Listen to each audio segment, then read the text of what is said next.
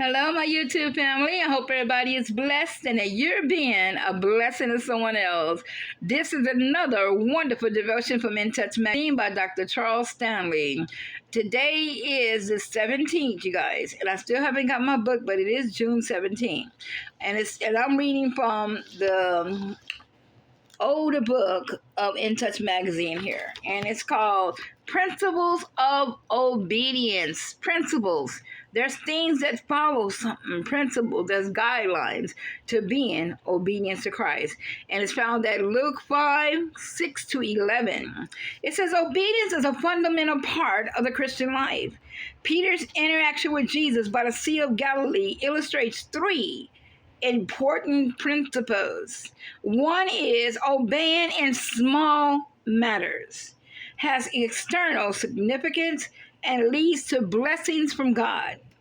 A seemingly small act, loaning a boat to Jesus, resulted in Peter's call to become a fisher of men.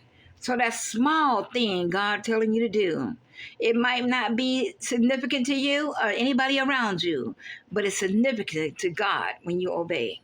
The second thing is following Jesus is often beneficial to others. For one thing, Peter's action made it possible for more people to hear Jesus later on. When Peter lowered nets back into the water at the Lord's request, his obedience meant a big catch.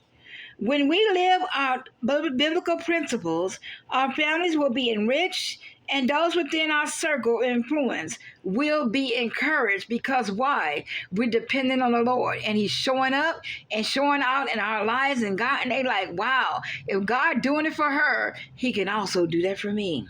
The third thing is God may call for action that makes little sense. You might be like, God, why am I want to stand on the corner? Why do I need to talk to this stranger? I don't even know him. Why do I need to get somebody water on a hot day or something God telling you to do? And you're like, this don't make no sense. But it's sense to God. And there's a purpose and a plan in it. And He says He told Noah to build an ark with no rain, but he built an ark. Genesis 6:14. He instructed Abraham to sacrifice his son, Isaiah. And He directed Joshua to conquer Jericho by marching silently for 6, shouting on the 7th. Joshua 6:3-5. All of these men agreed to God's plan.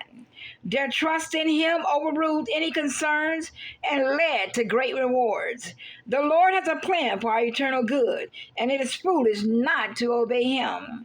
Like Peter, we have no idea what God will do in and through us if we commit to a life of obedience.